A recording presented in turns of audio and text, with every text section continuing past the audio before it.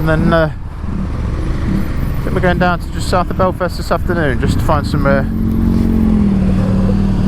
to stay before we head to Dublin for the last night.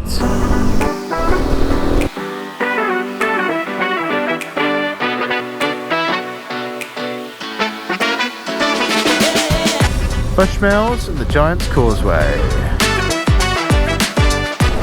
Yeah, it's fine. It's nice today, isn't it? It takes me about 3 or 4 days to unwind, mate. You know what I mean?